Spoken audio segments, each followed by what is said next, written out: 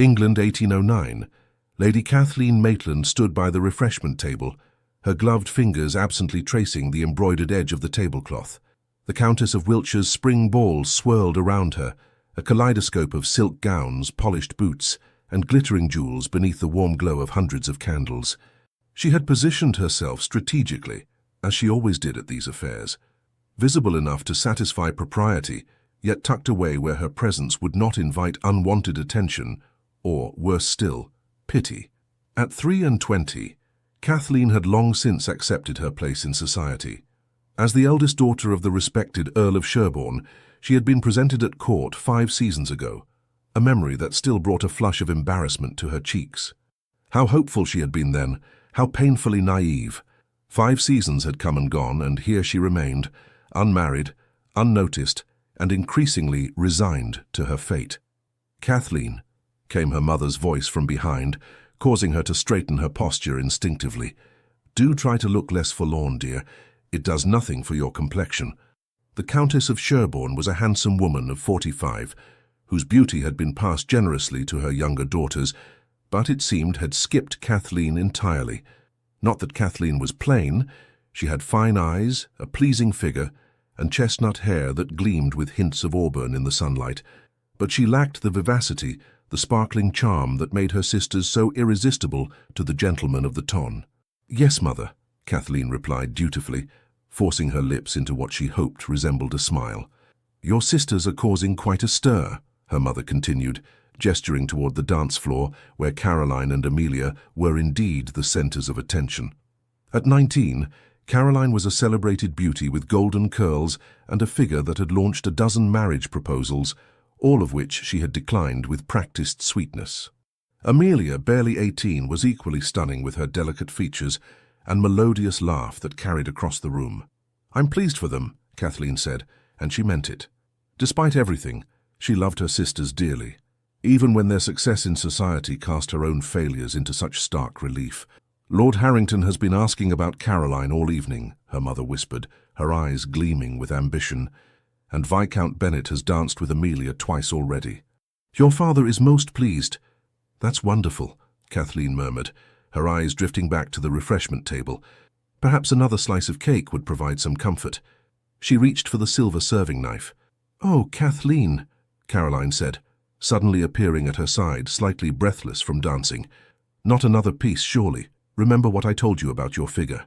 Kathleen's hand froze mid-air, then slowly withdrew. Caroline meant well, she always did, but her thoughtless comments stung nonetheless. "Caroline," their mother admonished, though without much conviction, "be kind to your sister."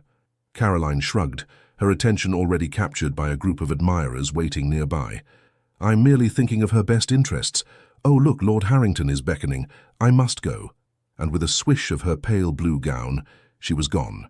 Kathleen released a breath she hadn't realized she'd been holding. "I believe I shall step out for some air, Mother. The room is rather warm." Before her mother could object, Kathleen slipped away, navigating the crowded ballroom with practiced invisibility. Few heads turned as she passed. No eager suitors stepped forward to claim her hand for the next dance. She had become adept at this particular form of social ghosting, present yet unseen, acknowledged yet forgotten. The terrace was mercifully empty. Kathleen inhaled deeply, letting the cool spring air fill her lungs. London's night sky was obscured by clouds, but a few persistent stars peeked through, distant and cold. "Like me," she thought wryly, then chastised herself for the self-pity. "Are you unwell, Lady Kathleen?"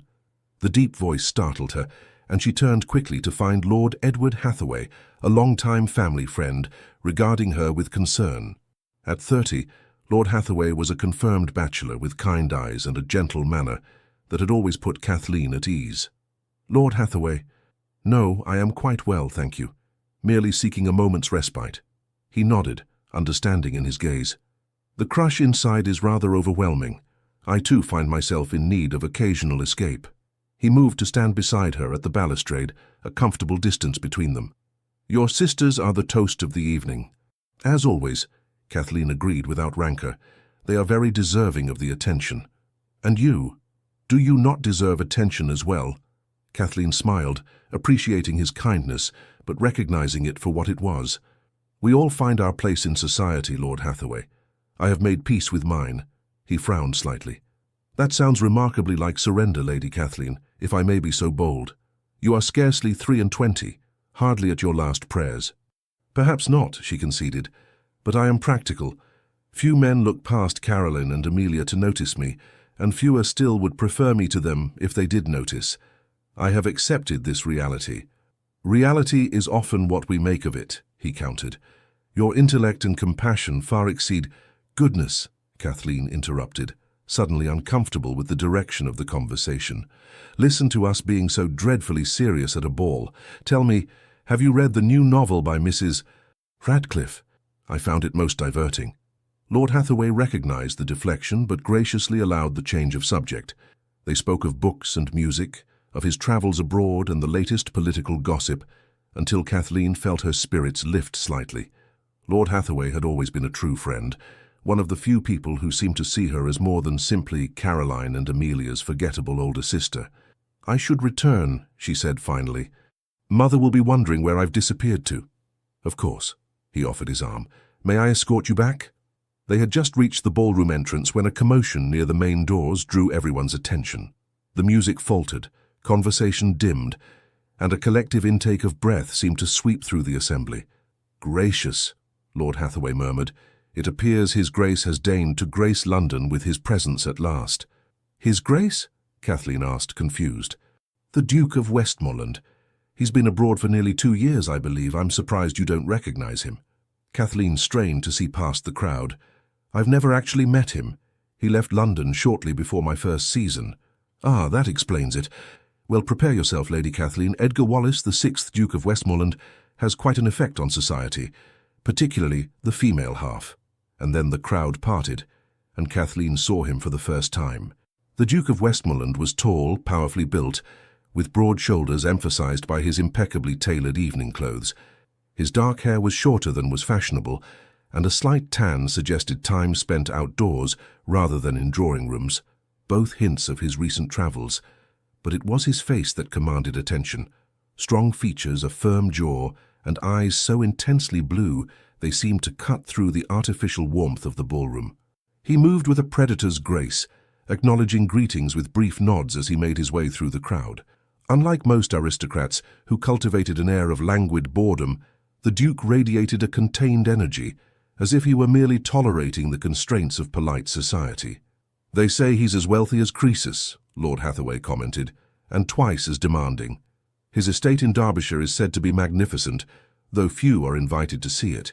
He's notorious for his disdain of the marriage mart, and has refused countless matches despite his need for an heir. He seems formidable, Kathleen observed. That's a diplomatic way of putting it.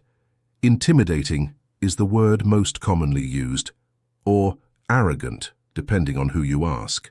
Kathleen watched as her mother swiftly maneuvered Caroline and Amelia into the Duke's line of sight.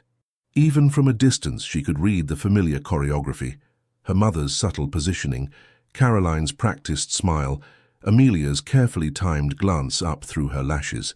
The dance of availability, performed to perfection. I believe my sisters are about to be introduced, she said, unable to keep a hint of resignation from her voice. And you? Lord Hathaway asked. Kathleen shook her head. Mother knows better than to waste His Grace's time. Besides, she added with a small smile, I find I'm developing a headache. I think it best I find a quiet corner until it's time to leave. Shall I bring you some tea? You're very kind, but no. Please enjoy the ball. I shall be perfectly fine. Lord Hathaway hesitated, then bowed. As you wish, Lady Kathleen, but should you change your mind, I know where to find you. Thank you, Edward. He smiled at her use of his Christian name. A rare familiarity she allowed herself only when they were effectively alone. With a final, concerned glance, he departed, leaving Kathleen to seek refuge along the ballroom's periphery. She found a small alcove partially concealed by a potted palm, a perfect vantage point from which to observe without being observed. From here, she could see the Duke of Westmoreland, surrounded by eager introductions. Her mother was speaking animatedly, while Caroline and Amelia stood by, the very picture of demure beauty.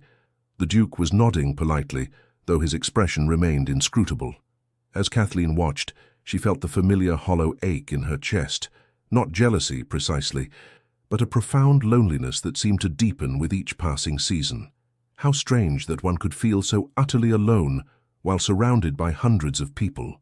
Her father had once told her, in a rare moment of paternal insight, that she had been born in the wrong century. "You think too much, Kathleen," he'd said. "Society doesn't value a thinking woman." It had been meant as an explanation, perhaps even a comfort, but it had only reinforced what she already knew. She did not fit the mold required for success in the marriage mart. The orchestra began again, a lively country dance. Kathleen watched as gentlemen approached her sisters with invitations to dance. Caroline was claimed by Lord Harrington, while Amelia was led onto the floor by Viscount Bennet.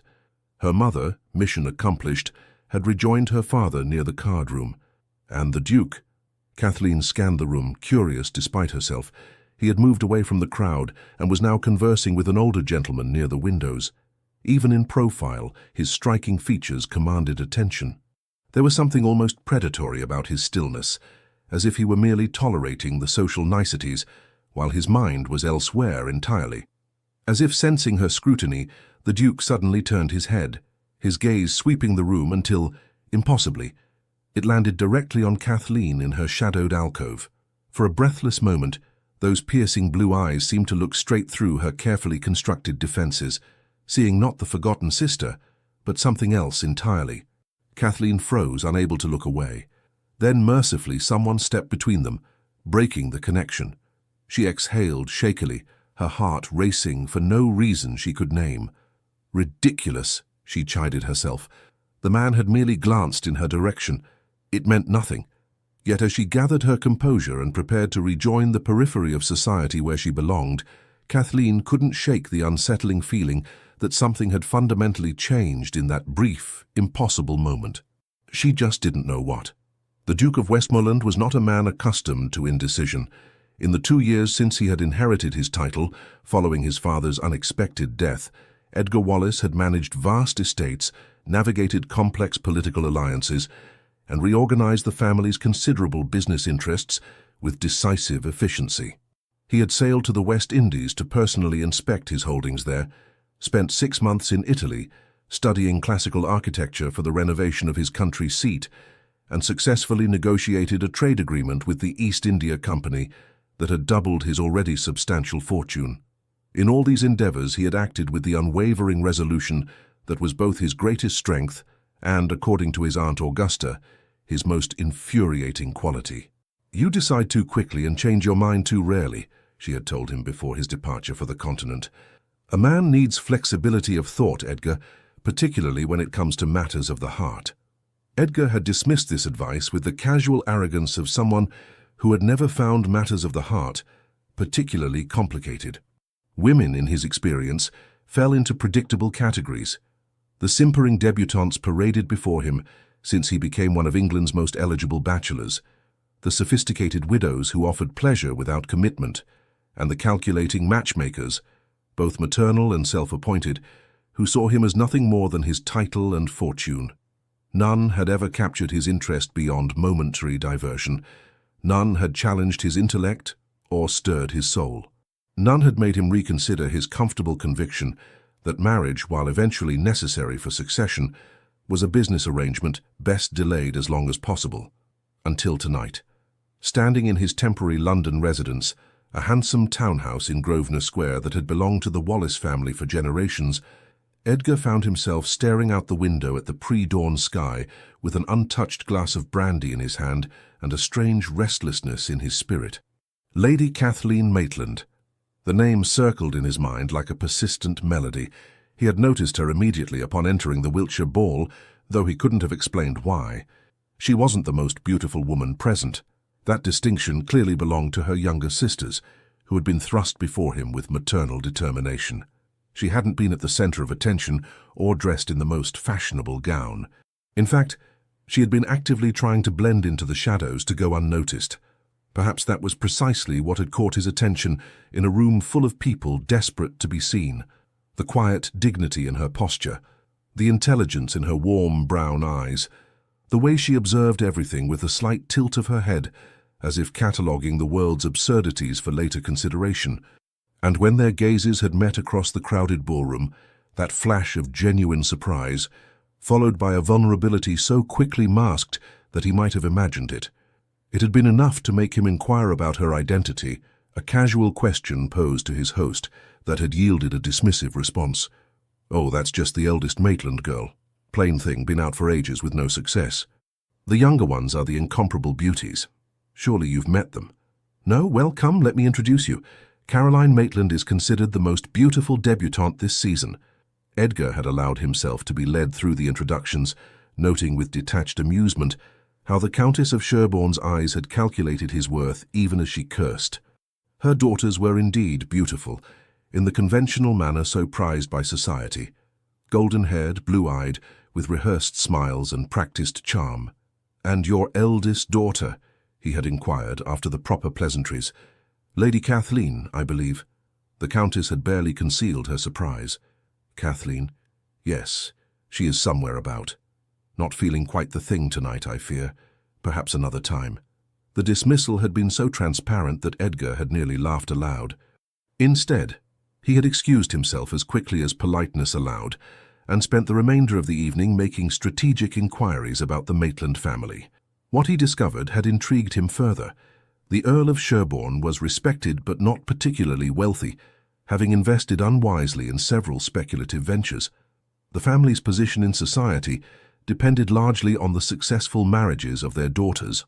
The two younger girls had received multiple offers, all declined in hopes of securing even more advantageous matches, and Lady Kathleen, the eldest, was regarded as a pleasant but unremarkable fixture of society, intelligent enough, but lacking the beauty or dowry to attract serious suitors. "A confirmed spinster," one matron had confided with the casual cruelty of the ton. Poor thing. Such a pity when the youngest are blessed with all the beauty. By the time Edgar departed the ball, a plan had already formed in his mind. A plan so unlike his usual methodical approach that he had spent the carriage ride home questioning his own sanity. Yet here he stood, hours later, still contemplating Lady Kathleen Maitland, and the inexplicable certainty that had settled in his chest. She was different from any woman he had ever met, and he needed to know her better. "Your Grace?" Edgar turned to find his valet, Richardson, standing in the doorway with a concerned expression. "You have not retired, sir. Is something amiss?" Edgar glanced at the clock on the mantel. Nearly 5 in the morning. "No, Richardson. Merely thinking." "Very good, sir. Shall I return at the usual hour?" "Yes." "And Richardson?" "Sir?" "I'll be calling at Sherborne House tomorrow.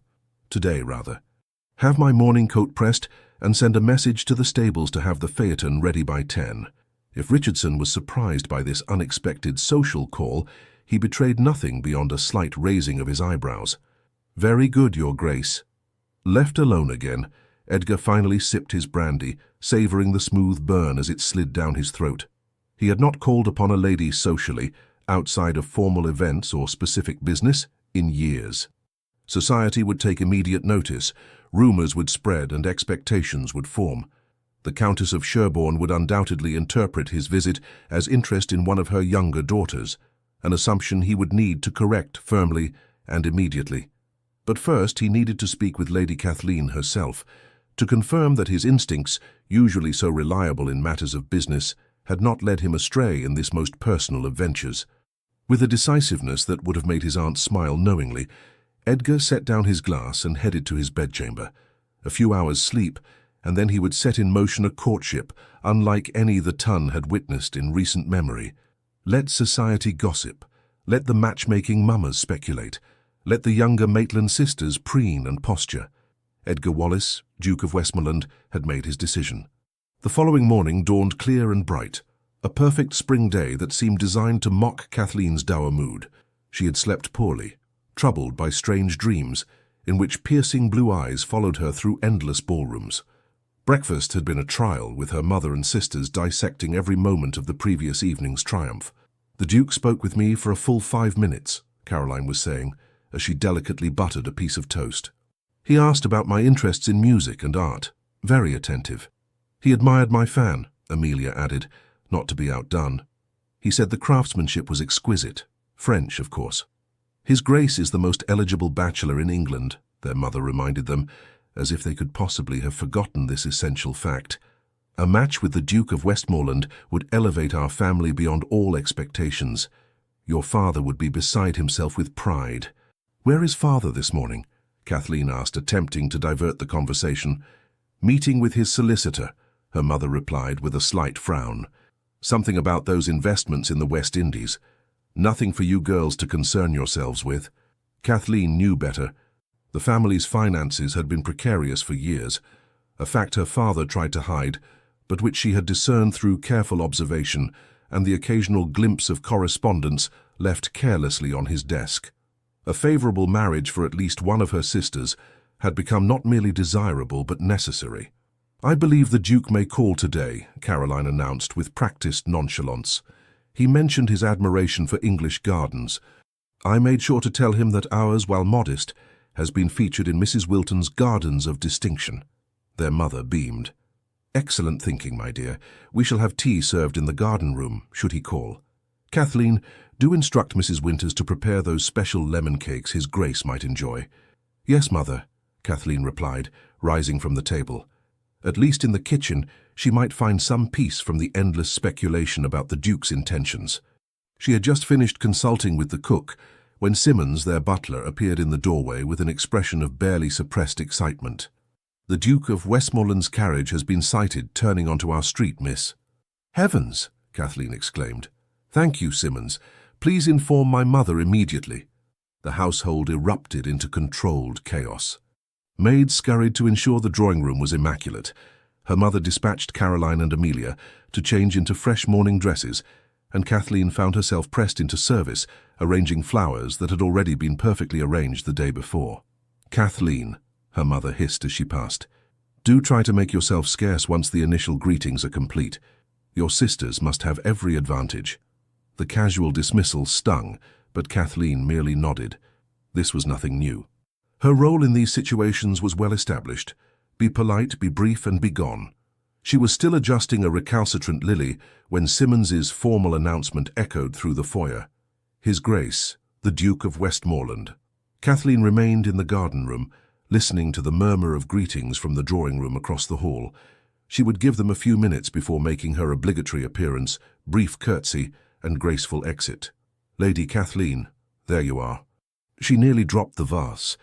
The Duke of Westmoreland stood in the doorway, his tall frame dominating the space in a way that had nothing to do with physical size and everything to do with presence. In daylight, he was even more striking than he had been the previous evening, his blue eyes more intense, the planes of his face more sharply defined. "Your Grace," she managed, dipping into a curtsy. Forgive me. I was just arranging these flowers. My mother and sisters are in the drawing room." "So I was informed," he replied, making no move to return to their company. Instead, he stepped further into the room, his gaze taking in the blooms she had been fussing with. "Lilies. My mother favored them as well." Kathleen blinked at this unexpected personal detail. "They're quite beautiful, though somewhat temperamental," she said, then immediately regretted the mundane observation. Goodness! She sounded like a nervous schoolgirl. To her surprise, the Duke's mouth curved slightly. "Much like the aristocracy, wouldn't you say? Was that humour? From the famously stern Duke of Westmoreland?" "I couldn't possibly comment, Your Grace," she replied carefully, though she couldn't quite suppress her own smile. "It would be most improper." "And you are always proper, Lady Kathleen?" There was something in his tone, a genuine curiosity rather than mockery, that made her consider the question seriously. "I try to be," she admitted, "though I find society's definition of propriety often lacks nuance." His eyebrows rose slightly, as if he hadn't expected such candor. A diplomatic yet honest response, refreshing. Before Kathleen could reply, her mother appeared in the doorway, slightly breathless. "Your Grace, I see you've found our garden room. Kathleen, dear, I'm sure His Grace would prefer to join us in the drawing room, where refreshments are being served." The Duke turned, his expression cooling noticeably. "Actually, Countess, I was hoping to speak with Lady Kathleen. Perhaps she might show me the gardens your daughter Caroline praised so highly." Kathleen couldn't have said who was more shocked by this request, herself or her mother. The Countess recovered first, her social training overriding her confusion. Of course, though I fear they are hardly at their best this early in the season. Perhaps Caroline might accompany you both. She has taken a particular interest in horticulture recently. Another time, perhaps, the Duke said firmly. Lady Kathleen? Put on the spot, Kathleen could only nod. I would be honoured, Your Grace. Her mother's expression was a study in conflicted emotions, disbelief warring with the inability to contradict a duke. Well, very well. Kathleen, do remember that Lady Harrington and her daughter are expected at 11. The warning was clear. Do not monopolise the Duke's time. Yes, Mother. The Duke offered his arm, and Kathleen placed her fingertips lightly upon it, acutely aware of the impropriety of walking unchaperoned with a gentleman, Duke or no. But her mother seemed unable or unwilling to object further, and so they proceeded through the French doors and into the small but well-maintained garden behind Sherborne House. For several minutes they walked in silence. Kathleen pointed out various plantings, the rose bushes still dormant but promising summer splendour, the early spring bulbs adding colour to otherwise bare beds, the small fountain that served as the garden's centrepiece. The Duke listened attentively, asking occasional questions that revealed a surprising knowledge of botany. You are familiar with gardens, Your Grace, she ventured, as they paused beside a bench nestled among flowering shrubs. My estate in Derbyshire has extensive grounds, he replied. I spent much of my childhood exploring them, and during my recent travels I made a study of Italian garden design. I find there is something restorative about cultivated nature. The perfect balance between wildness and order, Kathleen said without thinking. He looked at her sharply, those penetrating blue eyes seeming to see far more than she intended to reveal. Precisely. You have an understanding of such balance, Lady Kathleen. She hesitated. Conversations with gentlemen typically followed predictable patterns: the weather, recent social events, superficial inquiries about health and family. This direct, almost philosophical question was uncharted territory. I believe most of life is a search for that balance, she said finally, between duty and desire, tradition and progress, caution and courage. We are all gardeners of our own experiences, attempting to cultivate beauty within the boundaries we're given. The moment the words left her mouth, Kathleen wanted to call them back. How absurdly philosophical. He would think her a blue-stocking, or worse, affected. She braced herself for polite dismissal. Instead, the Duke regarded her with an expression she couldn't quite interpret. Surprise, certainly, but also something warmer, more approving. Most women of my acquaintance would have answered with some rehearsed pleasantry about the beauty of flowers, he said quietly. Thank you for not being most women, Lady Kathleen. She felt a blush rise to her cheeks. I fear my mother would disagree with your assessment, Your Grace. She often laments my tendency toward plain speaking.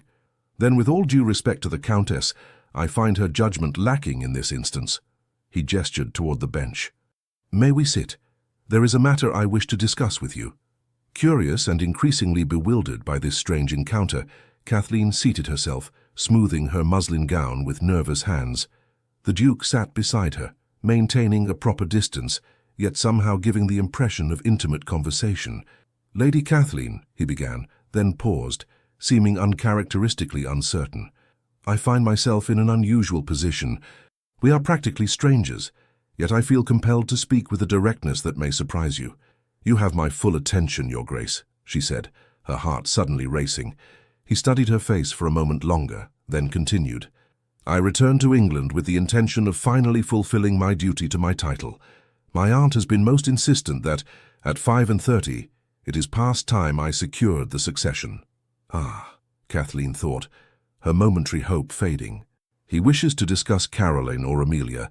Perhaps he is asking for my assessment of their characters before making his intentions known. In the 2 years I've been abroad, the Duke continued, I have given considerable thought to what qualities I seek in a duchess. Beauty fades, fortune I have in abundance. Connections, while useful, are secondary to more essential traits. And what traits do you consider essential, Your Grace? She asked, attempting to maintain her composure, despite the hollow feeling expanding in her chest. Intelligence, integrity, compassion without sentimentality, strength of character, a partner who sees the title as a responsibility rather than a prize. His gaze was unwavering. A woman who speaks of finding balance between wildness and order, and means it. Kathleen stared at him, uncomprehending. Surely he couldn't be implying. Lady Kathleen, I observed you last evening, not merely your beauty, which is considerable despite what society may say, but your character. The way you attended to Lord Hathaway's conversation with genuine interest, your patience with your mother's dismissals, the dignity with which you carry yourself in a world determined to overlook you. In the space of one evening, you intrigued me more than any woman of my acquaintance has in 35 years. Your Grace, she began, her voice scarcely above a whisper, I fear there has been some misunderstanding. No misunderstanding, he said firmly. I am not a man given to romantic flights of fancy, Lady Kathleen. I am, however, a man who recognizes value where others see only conventional expectations. I would like your permission to call on you, not your sister's, with the intention of becoming better acquainted. Kathleen felt as though the ground beneath the bench had suddenly disappeared. This couldn't possibly be happening. The Duke of Westmoreland, the most eligible bachelor in England, was asking to court her. It defied all logic, all social expectation. Why? The question escaped before she could apply proper filters of politeness. Instead of taking offense, he smiled, a genuine smile that transformed his austere features and made her breath catch. Because when our eyes met across that ballroom, Lady Kathleen, I saw a kindred spirit. A woman who, like myself, observes the absurdities of society while navigating its waters. A woman of substance, in a world that too often values only surface. You cannot know that from a mere glance, she protested weakly. Perhaps not, he conceded. Which is precisely why I am asking permission to call on you properly, to discover whether my instincts are correct. My sisters are lovely young women who will make suitable matches, I have no doubt, but I did not come to London for them. I came for a woman of maturity and intelligence. I believe I may have found her. He paused, his expression growing more serious. Unless, of course, you find me objectionable. The absurdity of the statement, that she, the overlooked spinster daughter, could find the Duke of Westmoreland objectionable, startled a laugh from her. Objectionable? Your Grace, half the unmarried women in London would swoon at your feet if propriety allowed. I am not concerned with half the women in London, he replied. Only one. Will you allow me to call on you, Lady Kathleen? She should say no. This bizarre courtship could only end in disappointment. Once he spent more time in her company, he would realize his mistake. The ton would laugh behind their hands at the presumption of plain Kathleen Maitland capturing the interest of the Duke of Westmoreland. Her mother would be mortified. And yet, yes, she heard herself say. You may call on me, Your Grace. His expression remained composed, but she could have sworn a flash of genuine pleasure lit his eyes.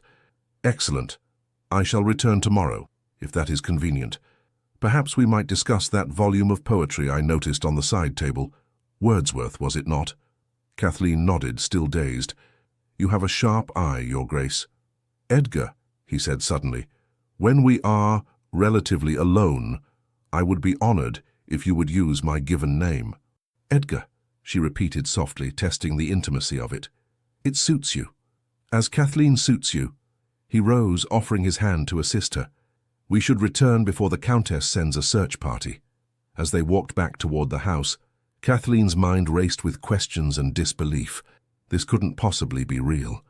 Yet the solid presence of the Duke beside her, the lingering warmth of his hand on hers as he had helped her rise, the intentness of his gaze when he spoke, all felt undeniably tangible.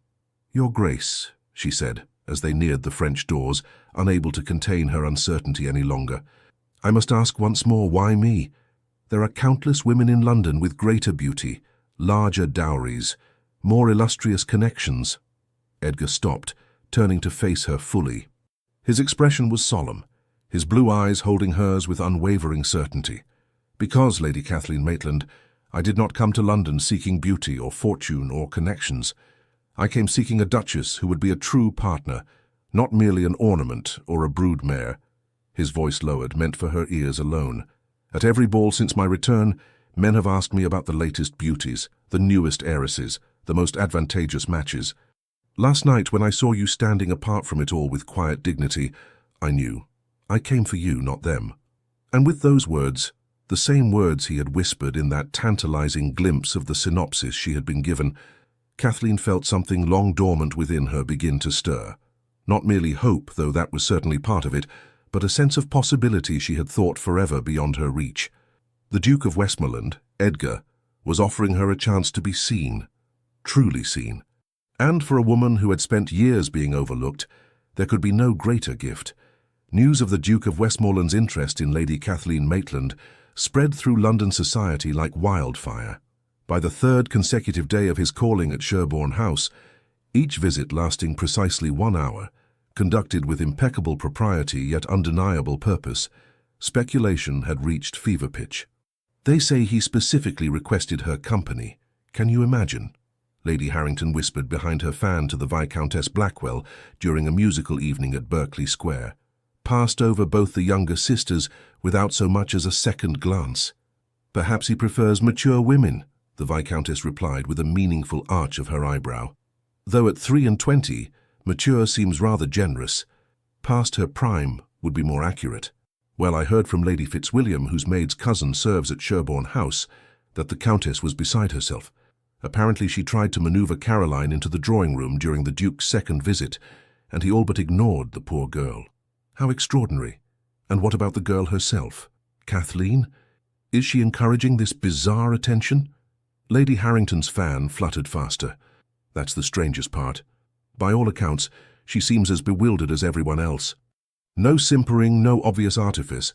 Either she's a superior actress or she genuinely didn't scheme for his attentions. There must be something we're missing. A secret engagement, perhaps? A prior connection?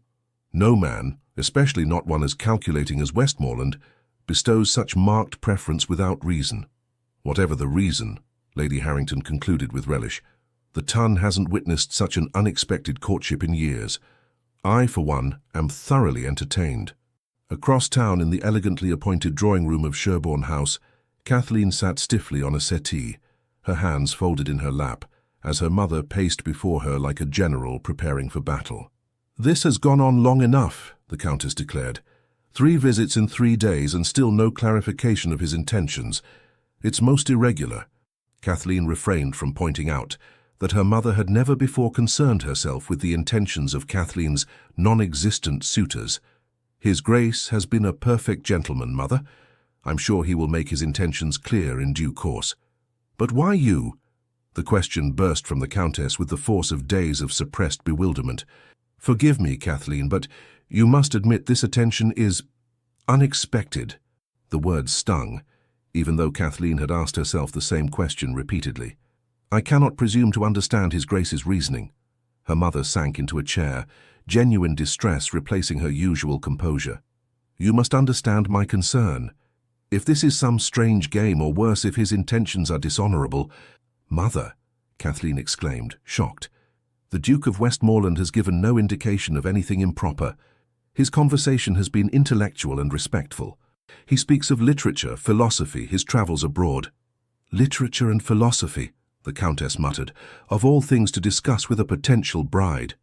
"No one has mentioned marriage," Kathleen reminded her, though the very word sent an unsettling flutter through her chest. "He is merely calling, as gentlemen often do on young ladies of good family."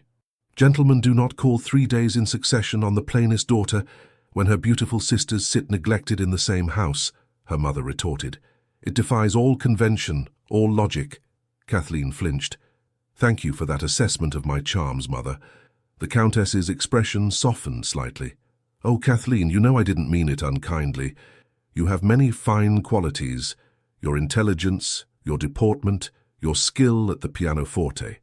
But beauty has never been chief among them, and we have always been practical about that fact."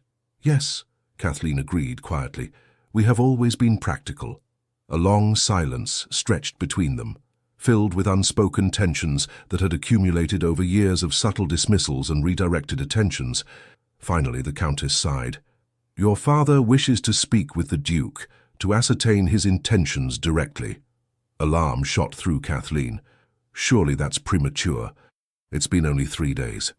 3 days of unprecedented attention from England's most eligible bachelor to a daughter long considered beyond her last prayers, her mother countered. "The Ton is already buzzing with speculation. Your sisters are increasingly confused. And your father? She hesitated. Your father has concerns beyond the merely social. Kathleen understood immediately. Financial concerns. Her mother's face tightened. That is not for you to worry about. But it is why father is so eager to clarify the Duke's intentions, Kathleen pressed. If there is a potential alliance with such wealth and status— Enough, the Countess interrupted, rising. Your father will handle this matter as he sees fit. In the meantime, you will continue to receive the Duke's calls with appropriate modesty, neither encourage nor discourage his attentions until we better understand his purpose. And if his purpose is genuine interest in me? Kathleen asked, voicing the question that had kept her awake for 3 nights running. What then, mother? The Countess paused at the doorway, her expression unreadable. Then we shall all have to adjust our expectations accordingly. She departed without another word, leaving Kathleen alone with her thoughts. Genuine interest. The concept still seemed fantastical, despite the evidence of Edgar's consistent attention. Their conversations had been stimulating, ranging from Wordsworth's poetry to the architectural wonders of Rome, from agricultural innovations to the political implications of Bonaparte's campaigns. He listened to her opinions with genuine consideration, sometimes agreeing, sometimes challenging her assertions with thoughtful counter-arguments. Not once had he commented on her appearance, complimented her gown, or paid the kind of superficial compliments that gentlemen typically bestowed on young ladies. Instead, he treated her as an equal intellect, a fact so refreshing it almost made up for the growing awkwardness with her family. Almost, but not quite. Caroline had been coldly polite since the Duke's first visit, her customary affection replaced by brittle civility. Amelia, less practiced in social navigation, vacillated between confused hurt and genuine curiosity about Kathleen's sudden elevation. "What do you even talk about for so long?" she had asked yesterday, perched on the edge of Kathleen's bed as they prepared for sleep. "Is he very romantic? Does he bring you flowers and whisper sweet nothings?" "Goodness, no," Kathleen had laughed. "We discuss books and ideas, his travels and my interests. It's all very proper." Amelia's nose had wrinkled in disappointment. "That sounds terribly dull, but I suppose dukes can be dull if they wish and still be considered fascinating." The observation, innocent as it was, had struck uncomfortably close to a fear Kathleen dared not voice. That Edgar's interest stemmed not from genuine attraction, but from some obscure calculation. Perhaps having reached 35, he had decided that an intelligent, grateful spinster would make a more biddable duchess than a beautiful, sought-after debutante accustomed to admiration. A tap at the drawing-room door interrupted her spiraling thoughts. Simmons entered, his formal demeanor betraying just a hint of the excitement that had gripped the entire household. "Lord Hathaway to see you, my lady." "Edward." Kathleen felt a rush of genuine pleasure. "Please show him in, Simmons." Lord Hathaway entered moments later, looking as comfortable and reassuring as always, in his well-cut but not overly fashionable coat. His kind eyes crinkled with warmth as he bowed over her offered hand. "Lady Kathleen, you're looking well." "Edward, how lovely to see you. Please sit." She gestured to the chair opposite her settee. "Would you care for tea?" "No, thank you. I cannot stay long." He settled into the chair, studying her face with the frankness of long acquaintance. "I've come to see how you're faring amidst the storm of gossip currently engulfing London society." Kathleen sighed, relaxing into the comfort of honest conversation. "Is it very bad?" "Merely unprecedented," he assured her. "The Ton thrives on novelty, and the Duke of Westmoreland's attentions to you have provided the most delicious surprise of the season." "How flattering," she said dryly. "My unexpected suitability as an object of interest." Edward chuckled. "Come now, you know what I mean. Westmoreland has spent years deflecting the most determined matchmaking mummers.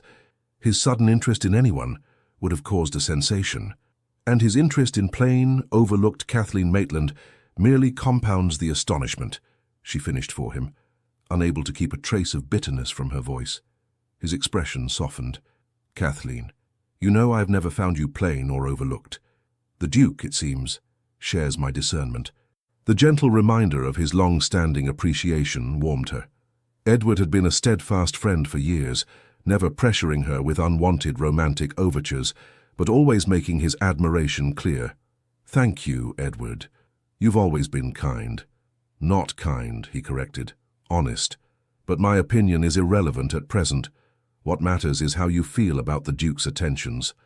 Are they welcome?" Kathleen hesitated, uncertain how to articulate the complex emotions of the past few days. "They are unexpected. Flattering, certainly.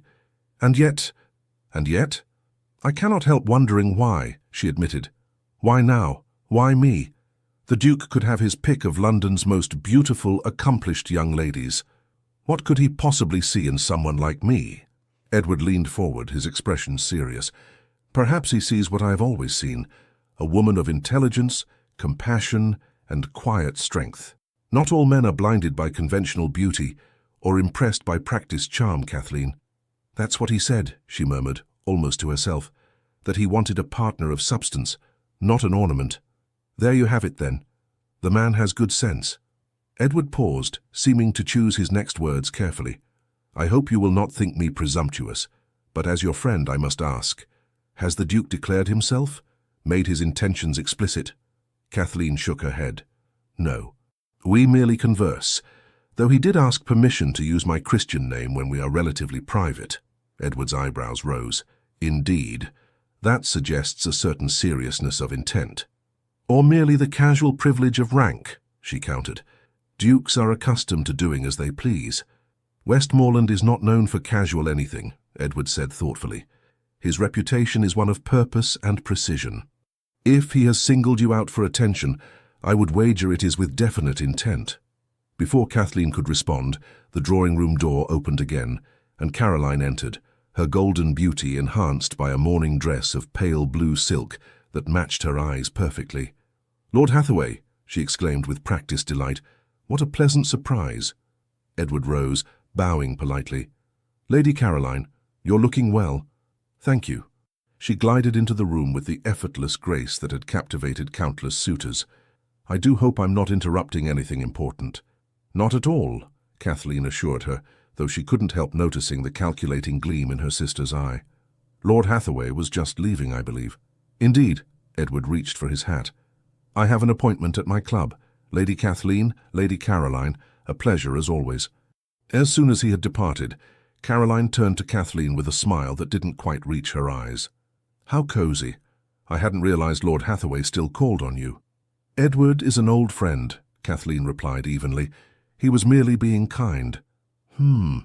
Caroline settled onto the settee, arranging her skirts with deliberate precision.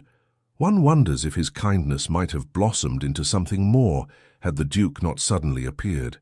The implication was clear, that Edward had been Kathleen's only prospect, now potentially squandered in pursuit of the Duke's more glittering attention. "Edward and I have always been friends," Kathleen said firmly. "Nothing more." "If you say so." Caroline examined her perfectly manicured nails. Though it would be a shame to lose the certainty of a baron for the possibility of a duke. Kathleen regarded her sister with growing irritation. "There is no certainty or possibility to discuss. Lord Hathaway has never offered for me, and the Duke has merely called a few times for conversation. 3 times in 3 days is hardly merely calling, Kathleen. The whole of London is talking about it." Caroline's composure slipped slightly. "Mother is beside herself, father is in constant meetings with his solicitor, and Amelia and I are fielding the most impertinent questions everywhere we go. It's most inconsiderate." "Inconsiderate?" Kathleen echoed, incredulous. "I have done nothing to encourage this situation." "Haven't you?" Caroline's blue eyes narrowed. "You must have done something to attract his notice. The Duke of Westmoreland doesn't bestow his attention randomly." The accusation, so similar to Kathleen's own private doubts, stung sharply. "I assure you I am as mystified as anyone.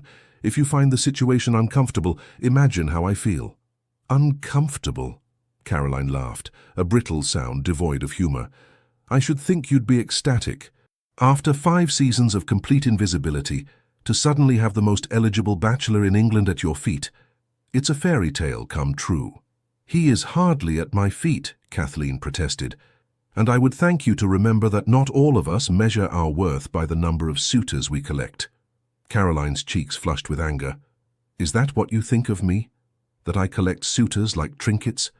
Perhaps I've simply had the luxury of choice, a luxury you've never experienced." The barb found its mark with unerring precision. Kathleen felt her own temper flare. "And perhaps you've had that luxury because Mother has spent years ensuring that every eligible gentleman sees you and Amelia at your best advantage, while I have been relegated to the role of convenient chaperone." The moment the words left her mouth, Kathleen regretted them. Such open acknowledgement of their mother's favoritism violated the unspoken compact that had maintained peace in their household for years. Caroline's expression shifted from anger to something more complex, discomfort mixed with a grudging recognition of truth. "That's not... I never asked for special treatment." "No," Kathleen agreed more gently, "you didn't. You are genuinely beautiful and charming, Caroline. Your success in society is well deserved." "But," her sister prompted, hearing the unspoken qualification, "but it would be kind if you could allow me this unexpected attention without making me feel guilty for receiving it." Caroline looked away, her perfect profile outlined against the window light. For a moment, Kathleen glimpsed the vulnerable girl beneath the polished social facade, the sister she had read stories to, whose scraped knees she had bandaged, whose first heartbreak she had soothed with quiet understanding. "I'm not angry that the Duke is calling on you," Caroline said finally, her voice softer. "I'm confused and perhaps a little afraid." "Afraid? Of what?" Caroline met her gaze directly. "Of change. If the Duke's interest is serious, if he offers for you, everything will be different. You'll outrank us all. You'll have precedence over Mother, over future wives Amelia and I might secure. The sister who has always stood in our shadow will suddenly cast the longest shadow of all." The naked honesty was so unexpected that Kathleen momentarily lacked a response. The social implications of becoming a duchess, should such an unlikely event ever occur, had barely crossed her mind amid the more immediate bewilderment of Edgar's attention. "Caroline," she said finally, "even if the Duke were to offer for me, which remains highly unlikely, I would still be your sister first. No title could change that." "Wouldn't it?"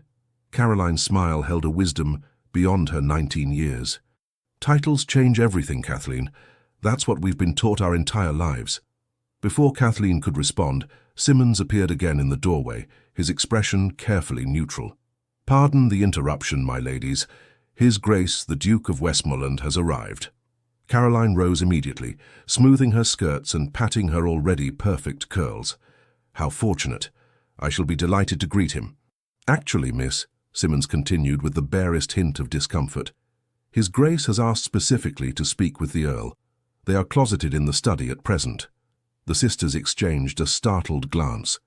The Duke, meeting privately with their father. There was only one conventional explanation for such a meeting, and it sent Kathleen's heart racing with a mixture of disbelief and alarm. "Did His Grace indicate how long he expected to be engaged with Father?" Kathleen asked, struggling to keep her voice steady. "No, my lady, but the Earl instructed me to inform the Countess that they were not to be disturbed." "I see. Thank you, Simmons." When the butler had withdrawn, Caroline turned to Kathleen with wide eyes. "Kathleen, do you think he's asking for your hand?" "It's far too soon," Kathleen protested, though her pulse had accelerated at the mere possibility. "We've barely become acquainted. When has that ever mattered among the nobility?" Caroline countered. "Especially at the Duke's age. He likely wants to secure his succession without further delay." The crude assessment sent a chill through Kathleen. Is that all this was? A calculated decision to select a bride based on practical considerations rather than deeper attachment? "You're getting ahead of yourself," she told her sister, as much to convince herself as Caroline. "This could be about any number of matters. What other business could the Duke of Westmoreland possibly have with Father?" Caroline asked skeptically. "They move in entirely different social and political circles. No, Kathleen, he's making an offer. I'd wager my new French bonnet on it." Kathleen stood abruptly, unable to remain still under the weight of mounting anxiety. "Excuse me, I need some air." She fled the drawing room before Caroline could reply, seeking refuge in the small library that had always been her sanctuary in times of emotional turmoil. The familiar scent of leather bindings and lemon polish calmed her somewhat as she paced between the shelves trying to organize her chaotic thoughts. If Edgar was indeed asking for her hand, an astounding possibility that still felt more like fantasy than reality. What answer would she give? In just 3 days, he had awakened feelings she had long suppressed. Hope, possibility, the dangerous luxury of being desired. His conversation stimulated her intellect. His rare smiles sent warmth cascading through her chest. His intense gaze made her feel truly seen for perhaps the first time in her life. But was that enough? Could she commit herself to a lifetime with a man she barely knew, based on a handful of conversations and the unprecedented miracle of his preference for her over more conventional beauties? And what of his motivations? Caroline's blunt assessment echoed uncomfortably in her mind. He likely wants to secure his succession without further delay. Was she merely a convenient solution to a ducal obligation? A woman unlikely to refuse such an elevated offer, grateful for any attention after years of neglect. The library door opened, interrupting her spiral of uncertainty. Her father stood in the doorway, his expression a complex mixture of satisfaction and concern. "Ah, Kathleen, I thought I might find you here." He entered, closing the door behind him. "We need to talk, my dear." Kathleen's heart seemed to stop, then resume at twice its normal pace. "Father, is everything all right?" The Earl of Sherborne was a distinguished man of 55, his once dark hair now liberally streaked with silver. He had always treated Kathleen with affectionate if somewhat distracted regard, appreciating her practicality and intelligence, while focusing his ambitions on her more socially promising sisters. "All right," he chuckled, moving to the sideboard where a decanter of brandy stood ready. "I should say so. The Duke of Westmoreland has just done me the honor of requesting permission to court you formally with the explicit intention of making you his Duchess." Though she had begun to suspect it, hearing the words spoken aloud sent a wave of dizziness through Kathleen. She gripped the back of a nearby chair for support. "He has." "Indeed?" Her father poured himself a small measure of brandy, his hand remarkably steady. "I must confess, Kathleen, I was as surprised as anyone when the Duke first called. 3 days ago, I would have wagered my best hunter that such an alliance was beyond imagining." "And now?" Kathleen asked, finding her voice. The Earl sipped his brandy, regarding her thoughtfully over the rim of the glass. "Now I find myself faced with the very real possibility of seeing my eldest daughter become one of the highest-ranking ladies in England. It is unexpected, to say the least. Did you give him permission?" The question emerged as barely more than a whisper. "I did." Her father set down his glass. "Though I made it clear that the final decision rests entirely with you. The Duke was most insistent on that point himself. He emphasized that he seeks a willing partnership, not a mere dynastic alliance." Kathleen sank into the chair she had been gripping, her legs suddenly unsteady. "This is overwhelming." "Yes, I imagine it is." The Earl's expression softened with genuine affection. "The Duke speaks very highly of you, Kathleen. He praised your intelligence, your character, your dignity, qualities I have always seen in you, though perhaps not appreciated as fully as I should have." The acknowledgement, coming after years of feeling overlooked, brought a sudden sting of tears to Kathleen's eyes. "Thank you, Father." He came to stand beside her chair, placing a gentle hand on her shoulder. "I want you to know that while this match would be advantageous for our family in many ways, I will not pressure you to accept. If, after a proper courtship, you find you cannot regard the Duke with genuine affection, you have my full support in declining his offer." The assurance, so different from what Kathleen had expected, released some of the tension that had been building within her. "Truly?" "Truly." He squeezed her shoulder.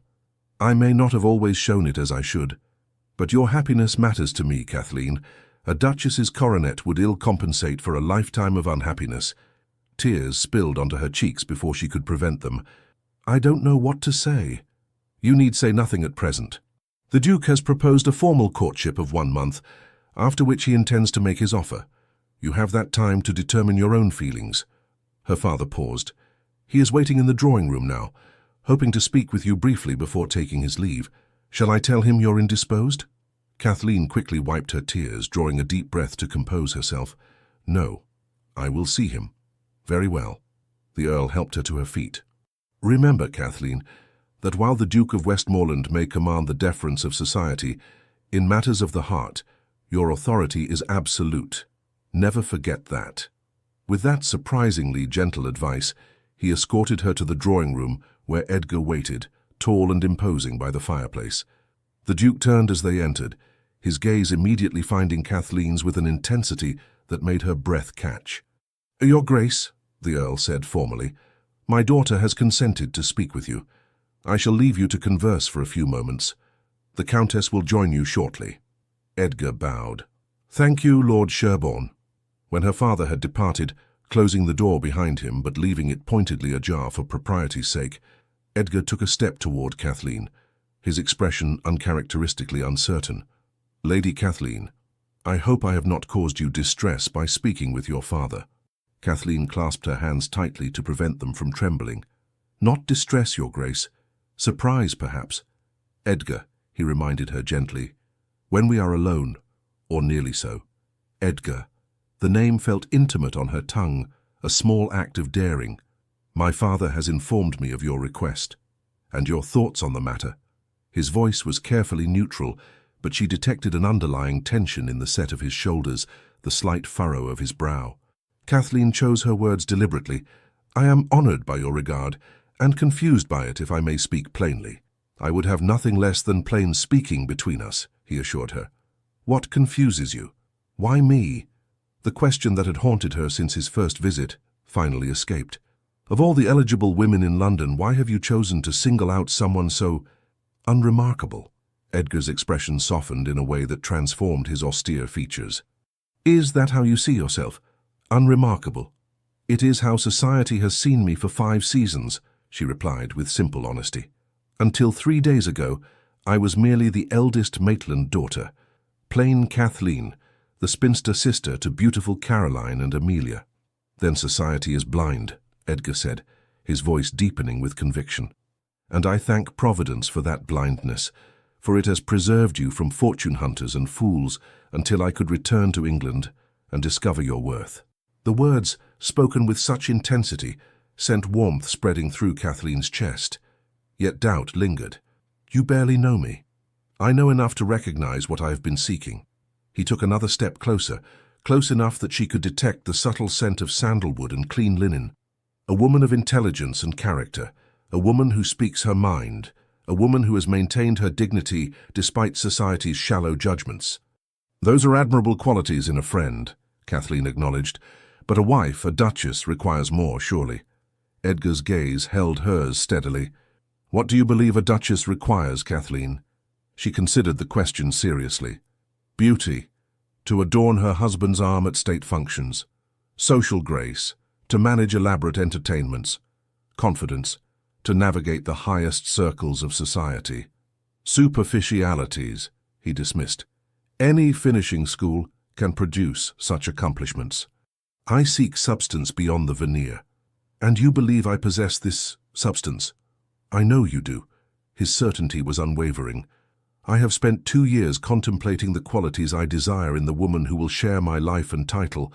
In 3 days of conversation with you, I have found more depth, more genuine character, than in countless evenings with society's most celebrated beauties." Kathleen felt her resistance weakening under the sincerity of his regard. Yet one final doubt remained, too important to leave unspoken. "And what of affection, of deeper feeling? Does that factor into your calculations?" For the first time, Edgar appeared momentarily disconcerted. "I am not a man given to romantic excesses, as I believe I mentioned during our first conversation, but I can state with complete honesty that I feel a connection to you unlike any I have experienced before. Whether that connection might deepen into something more profound, only time will tell." He paused, studying her expression. "And your feelings, Kathleen? Do they enter into your considerations?" The directness of the question caught her off guard. How did she feel about the Duke of Westmoreland? Attracted, certainly. What woman wouldn't be drawn to his commanding presence, his fierce intelligence, his rare but transformative smile? Intrigued by his conversation, his world-view, his unexpected interest in her opinions. Flattered by his attention, undeniably. But love? It was far too soon for such declarations, even in the privacy of her own heart. "I find your company stimulating," she said carefully. "Your conversation engaging, your perspective enlightening. I am drawn to you in ways I did not anticipate. Then we begin from a similar position." Edgar's expression lightened slightly. I have proposed to your father a formal courtship of 1 month, after which, should our feelings align, I will make my offer. Does this arrangement meet with your approval? A month, 4 weeks to determine whether the Duke's unprecedented interest could develop into a foundation for lifetime partnership. Whether she, overlooked Kathleen Maitland, could truly imagine herself as the Duchess of Westmoreland. It does, she heard herself say, though I must warn you, your Gra, Edgar. Society will talk incessantly. At this, a genuine smile curved his lips. Let them talk. I have never governed my actions by society's expectations, and I don't intend to begin now. He reached for her hand, raising it to his lips in a gesture that remained proper, yet felt intensely personal. Until tomorrow, Kathleen. Until tomorrow, she echoed, suddenly breathless. As Edgar departed with formal bows to her hastily summoned mother, Kathleen remained rooted to the spot, her hand still tingling from the brief contact. The world had shifted on its axis in ways she was only beginning to comprehend. The Duke of Westmoreland wanted to court her, intended to make her his Duchess. And for the first time in years, Kathleen Maitland allowed herself to hope for a future, beyond the narrow confines society had prescribed for her. The following 4 weeks passed in a whirlwind of unprecedented activity for Kathleen. Edgar called every day, sometimes taking her for drives in his elegant phaeton through Hyde Park, where their appearance together caused such a sensation that one elderly dowager nearly toppled from her carriage in shock, and other times engaging in quiet conversation in Sherborne House's drawing room under her mother's increasingly less hostile supervision. As their courtship progressed publicly, London society's initial astonishment gradually transformed into reluctant acceptance. The ton, ever adaptable when faced with power and rank, began to discover previously unnoticed virtues in the eldest Maitland daughter. Lady Kathleen has such dignified carriage, observed ladies who had previously deemed her posture unremarkable. Her conversation is remarkably intelligent, noted gentlemen who had spent years ignoring her presence at social gatherings.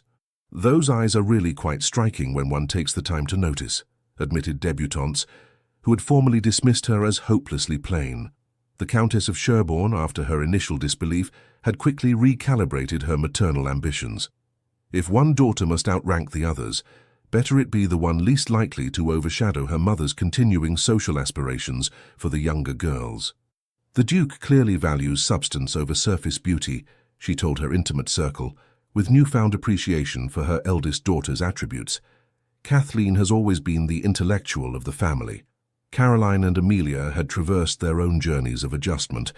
After the initial shock, and in Caroline's case a brief period of cold resentment, both sisters had settled into cautious support.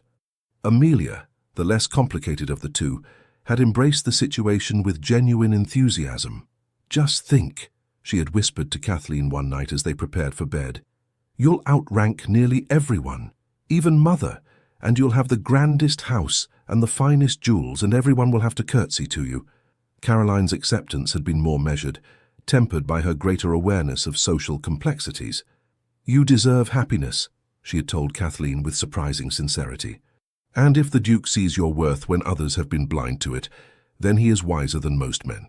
For Kathleen herself, the courtship had been a daily exercise in managing disbelief.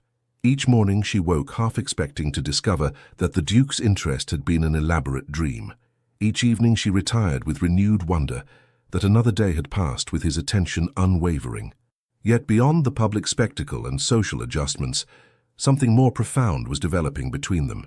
Their conversations deepened, moving beyond general topics to personal histories, beliefs, and aspirations. Edgar spoke of his childhood at Westmoreland Hall, his education at Oxford, his complex relationship with his formidable father. Kathleen shared her love of literature, her quiet observations of society's hypocrisies, her deep attachment to her sisters despite the complications of their relationships. Most surprisingly, they discovered a shared sense of humor, Edgar's dry wit complementing Kathleen's more subtle observations about the absurdities of aristocratic life. The first time she had made him laugh outright, a rich, unexpected sound that transformed his austere features, Kathleen had felt a surge of triumph greater than any social success she had ever achieved. By the 4th week of their courtship, Kathleen found herself in the unprecedented position of attending the Duchess of Richmond's ball, as the acknowledged favourite of the Duke of Westmoreland. The invitation itself had been a triumph. In previous seasons, the Maitland family had not quite merited inclusion in such an exclusive event. "The gown is perfect," the Countess declared, circling Kathleen with critical appraisal on the evening of the ball. "The colour brings out your complexion beautifully." The gown in question, a creation of deep emerald silk with delicate silver embroidery at the modest neckline and hem, was indeed the finest Kathleen had ever owned. Her mother, with newfound enthusiasm for her eldest daughter's appearance, had commissioned it specially from London's most exclusive modiste. "The emeralds will complement it wonderfully," Caroline added from her perch on Kathleen's bed, where she sat already dressed in pale rose silk that emphasized her golden beauty. "Emeralds?" Kathleen questioned, confused. Her mother and sister exchanged meaningful glances. "You haven't seen them yet, have you?" the Countess asked with poorly concealed excitement. "His Grace sent a package for you an hour ago. I assumed you knew." "I knew nothing of any package," Kathleen replied, a flutter of nervous anticipation rising in her chest. The Countess moved to Kathleen's dressing table and retrieved a leather box from the drawer. "Your father thought it best to secure it until you were ready. Here." Kathleen accepted the box with trembling fingers. It was heavy, crafted of fine Morocco leather with a discreet gold clasp. A small card was attached, bearing Edgar's bold handwriting, "For Kathleen, a mere shadow of your own brilliance." With her mother and sister watching eagerly, Kathleen opened the clasp. Inside, nestled on black velvet, lay a parure of emeralds and diamonds, a necklace of exquisite design, matching earrings, and a delicate tiara that caught the light with breathtaking fire. "Heavens!" Caroline breathed, leaning closer. "Those are from the Westmoreland collection. They say the emeralds were brought back from India by the second Duke. They're famous." Kathleen stared at the jewels, momentarily speechless. The gesture represented more than mere adornment. It was a public declaration of Edgar's intentions. Family jewels were not bestowed casually, especially pieces of such historical significance. "Shall I help you put them on?" her mother asked, already reaching for the necklace. Kathleen nodded, still unable to form words. The Countess fastened the emeralds around her neck, their weight substantial, yet somehow not burdensome. The earrings followed, then the tiara, carefully secured among Kathleen's chestnut curls. When she finally turned to the mirror, Kathleen barely recognized the woman who gazed back at her. The jewels transformed her, not merely through their obvious value, but by conferring a presence, an undeniable dignity that transcended conventional beauty. "Oh, Kathleen," Amelia whispered from the doorway where she had appeared unnoticed, "you look like a duchess already." "Not quite yet," the Countess corrected practically, though her expression betrayed unmistakable satisfaction. "But soon, if all goes well tonight." "Tonight?" Kathleen turned from the mirror, sudden understanding dawning. "You believe he will offer for me this evening?" Her mother nodded, adjusting a curl that had escaped the tiara's configuration. "All signs point to it." "The jewels, the timing!" "Exactly 1 month since he approached your father. The Duke is known for his precision in all things." A wave of nervous anticipation swept through Kathleen. 1 month. The time frame Edgar had specified when requesting permission to court her. Had that month truly shown him enough of her character to commit to a lifetime together? Had it shown her enough of his? "You needn't look so terrified," Caroline remarked, rising gracefully from the bed. "Most women would give anything to be in your position." "I'm not terrified," Kathleen protested, though her racing heart suggested otherwise. "Merely contemplative." "Well, contemplate while we finish preparing," the Countess instructed briskly. "The carriage will be ready in 20 minutes, and we mustn't keep the Duke waiting." The Duchess of Richmond's ballroom glittered with hundreds of candles, their light reflected in crystal chandeliers and the jewels adorning London's elite. As the Maitland family entered, Kathleen felt the weight of curious gazes, the rustle of whispers behind fans, the subtle shifting of bodies as people positioned themselves for a better view of the woman who had captured the elusive Duke of Westmoreland's attention. Edgar awaited them near the entrance, a commanding presence in formal evening attire, the stark black and white emphasizing the powerful lines of his body. His eyes found Kathleen immediately, warming with approval as he took in her appearance. "Lady Kathleen," he greeted her, taking her gloved hand and raising it briefly to his lips. "You look magnificent." "Thank you, Your Grace," she replied formally, aware of the avid audience surrounding them. "And thank you for the generous gift. The emeralds are exquisite." "They pale in comparison to the woman wearing them," he said, and though the compliment might have sounded practiced from another man, from Edgar it carried the weight of sincere appreciation. The next hour passed in a blur of introductions and carefully navigated social interactions.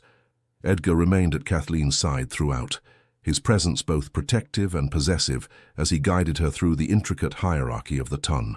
She met duchesses who assessed her with calculating eyes, earls who bowed with newfound respect, ambitious mamas who had once dismissed her as irrelevant.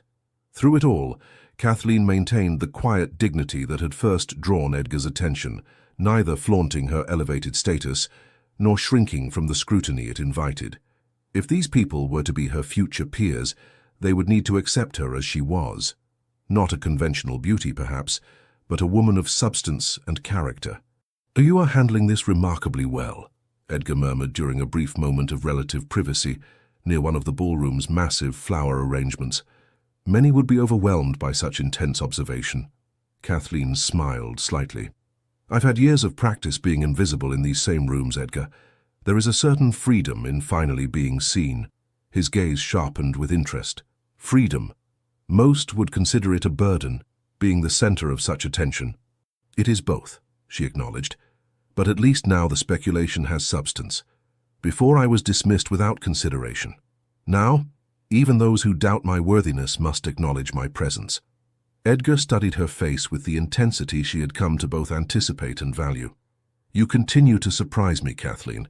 Most women in your position would either shrink from the scrutiny or revel in it without nuance." "I am not most women," she reminded him, echoing words he had spoken to her in the garden weeks earlier. "No," he agreed softly, "you are not, and I thank Providence daily for that fact." He glanced toward the terrace doors. "Would you walk with me for a moment? I find I need respite from the crush." Though Kathleen recognized the significance of such a request, a private conversation at a public ball could have only one interpretation. She nodded calmly. "Of course." Edgar offered his arm, guiding her toward the terrace doors with deliberate purpose. They had almost reached their destination when a strident voice interrupted their progress. "Your Grace, how delightful to see you again after so long." Kathleen felt Edgar tense beside her before he turned to acknowledge the speaker, a striking woman in her early 30s, dressed in a gown of bold crimson that emphasized her considerable physical assets. Her beauty was of the mature, knowing variety that made Kathleen feel suddenly young and inexperienced by comparison. "Lady Hargrove," Edgar acknowledged with a formal bow that conveyed respect without warmth. "It has been some time. 2 years, 3 months, and approximately 12 days, the woman replied with a smile that held secret knowledge. "Not that I've been counting, of course." "Of course," Edgar agreed dryly. "May I present Lady Kathleen Maitland? Kathleen, this is Lady Hargrove, the Viscountess Hargrove." "Lady Kathleen." The Viscountess's assessment was swift and comprehensive, her smile never wavering, though her eyes conveyed less friendly emotions. "How charming to meet you at last. You're quite the talk of London, you know." "So I've gathered," Kathleen replied evenly. "Though I can't imagine why. Surely London has more interesting topics for discussion." Lady Hargrove laughed, the sound practiced in its musicality. "Modesty, how refreshing, though perhaps unnecessary when one is wearing the Westmoreland emeralds." The pointed reference to the jewels and their implicit significance hung in the air between them. Kathleen sensed rather than saw Edgar's increased tension. "The emeralds are merely on loan for the evening," she said calmly, though this was not strictly true based on Edgar's note. "His Grace has been most generous." "Indeed," Lady Hargrove agreed, her gaze shifting to Edgar. "The Duke's generosity is well known to many." The insinuation was unmistakable, and Kathleen felt a flicker of uncertainty. Had Edgar generously bestowed gifts on other women before her? Was Lady Hargrove implying a prior relationship? Before she could pursue this unsettling line of thought, Edgar spoke with barely concealed impatience. "If you'll excuse us, Lady Hargrove, Lady Kathleen and I were just stepping out for some air." "Of course," the Viscountess replied smoothly. Don't let me detain you, though, Your Grace. I do hope we might find a moment to reminisce about old times before the evening concludes. I have so many fond memories. With a final calculating smile at Kathleen, she glided away, the crimson silk of her gown drawing admiring glances from gentlemen throughout the ballroom. Edgar's jaw was tight as he resumed their progress toward the terrace. I apologize for that encounter. Lady Hargrove enjoys creating discomfort, where none need exist. She seems to know you well, Kathleen observed, unable to entirely suppress her curiosity. We moved in similar circles before my departure for the continent, he replied carefully, as they stepped into the cooler air of the terrace. She harbored certain expectations that I never encouraged. Kathleen absorbed this information, recognizing the delicacy with which Edgar was navigating the subject. Lady Hargrove was precisely the type of sophisticated, beautiful woman one would expect to capture a duke's attention. Had there been more between them than Edgar was acknowledging? I see, she said simply, deciding that pressing for details would be both undignified and ultimately irrelevant to their current situation. Edgar led her to a quiet corner of the terrace, partially secluded by potted palms, but still visible enough to maintain propriety. The gardens beyond stretched into darkness, while behind them the ballroom glowed with warmth and music. The moment felt suspended between two worlds, the public sphere of society and the private realm of personal connection. Kathleen. Edgar's voice had softened, losing the edge of irritation that Lady Hargrove's interruption had provoked. 1 month ago today, I asked your father's permission to court you formally. Yes, she acknowledged, her heart beginning to race despite her outward composure. A month of quite unexpected developments. For us both, he agreed. Though I entered this courtship with clear purpose, I could not have anticipated how thoroughly you would exceed even my highest expectations. Kathleen felt warmth rise to her cheeks at the sincere admiration in his voice. I have found our time together equally illuminating, Edgar. Have you? His gaze searched hers intently.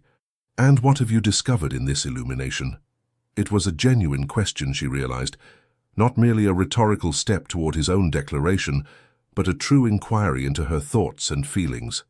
This, perhaps more than anything, exemplified what she had come to value most about Edgar, his consistent treatment of her as an intellectual equal, a partner whose opinions merited serious consideration.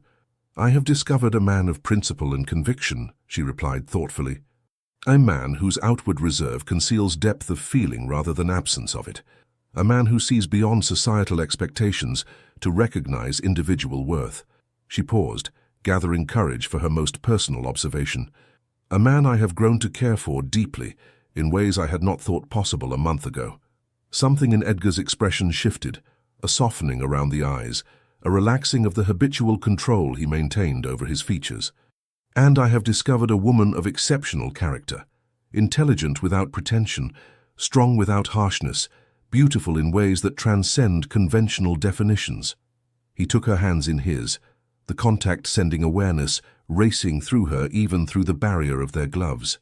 1 month ago I sought a suitable duchess, a partner who could share the responsibilities of my position with dignity and purpose.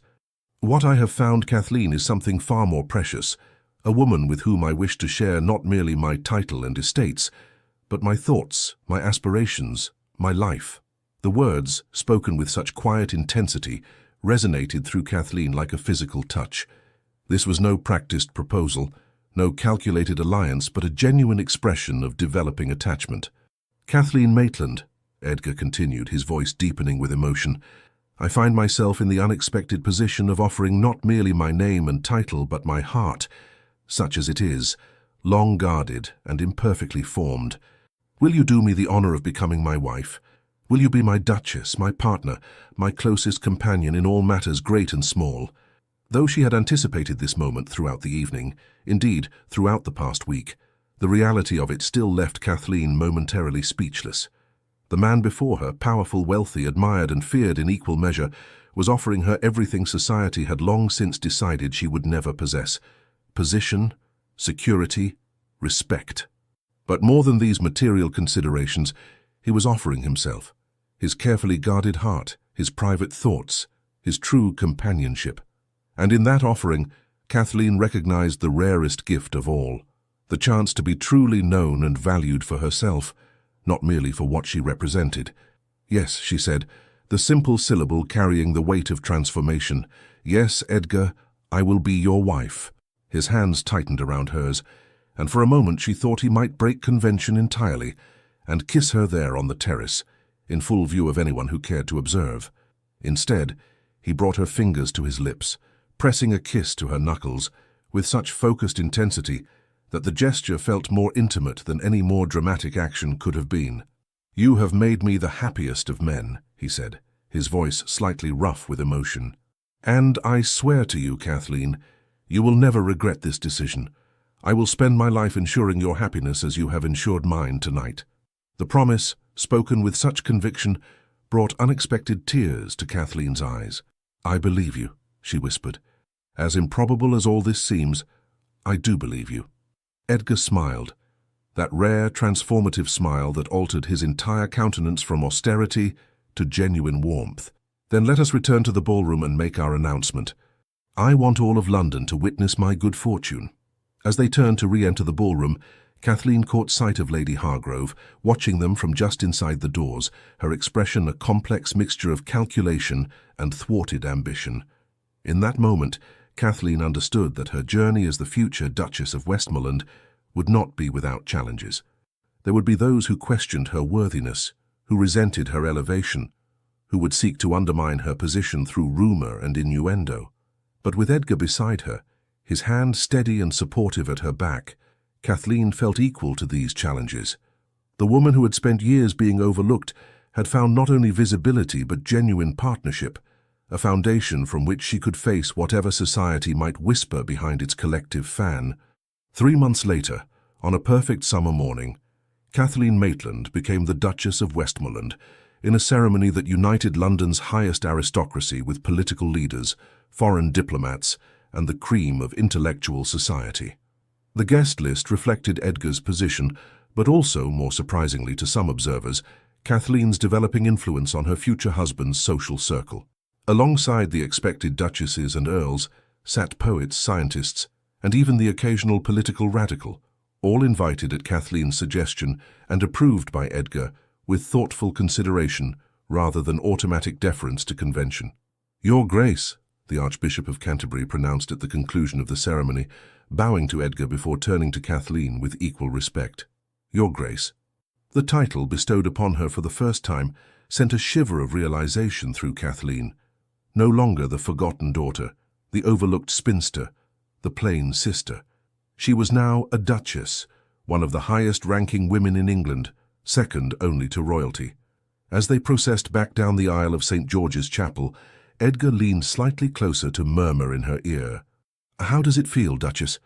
Kathleen met his gaze, finding in it the same genuine interest in her thoughts that had first drawn them together. "Surreal," she admitted with the honesty he valued. "And yet, somehow, right." His smile, visible only to her in that intimate moment, warmed her more than the June sunshine that greeted them as they emerged onto the chapel steps. "Right indeed," he agreed softly, "as if all paths have led to this moment." The wedding breakfast at Westmoreland House, the Duke's London residence, soon to be Kathleen's primary home, was a lavish affair that nonetheless bore the distinctive touches of the new Duchess's influence.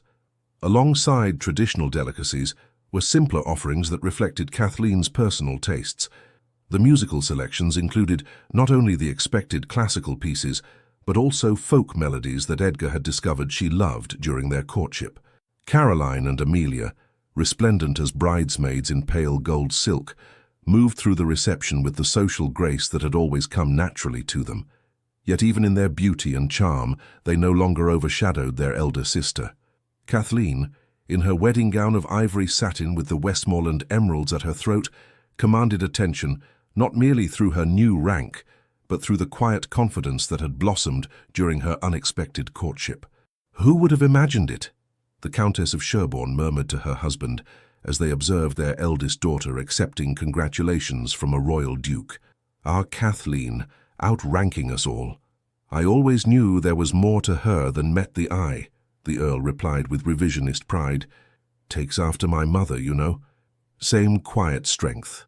The Countess refrained from reminding him that he had never before drawn this particular comparison. "She looks happy," she observed instead. Truly happy. And indeed, beneath the formal dignity required of her new position, Kathleen radiated a contentment that transcended mere social triumph. Throughout the reception, her gaze frequently sought and found Edgar's across the crowded rooms, each shared glance reinforcing the connection that had developed between them.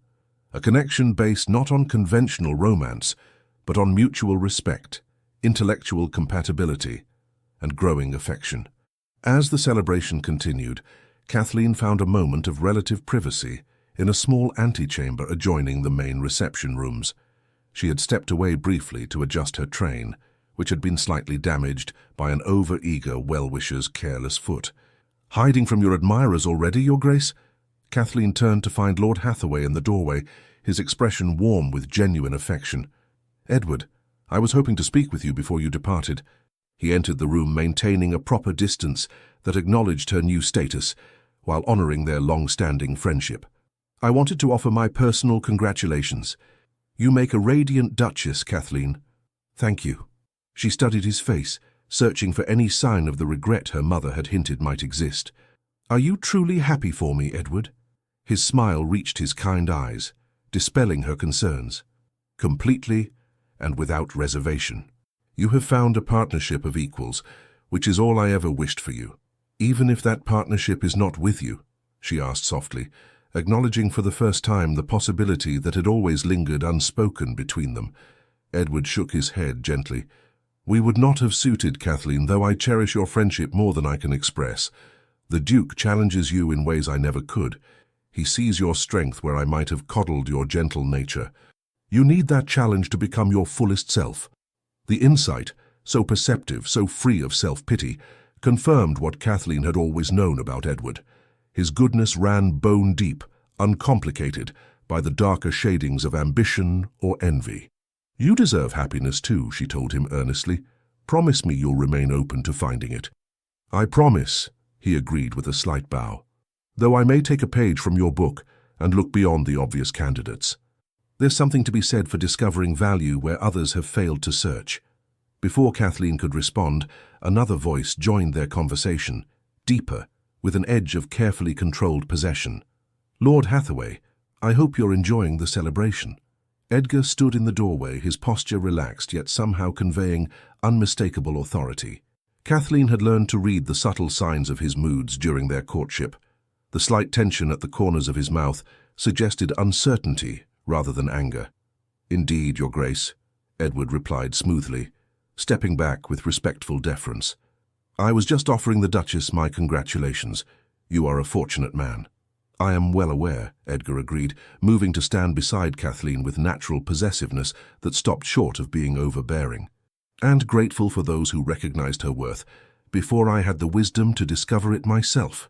The acknowledgement, so unlike the jealous response a lesser man might have exhibited, earned Edgar an appreciative glance from his new wife.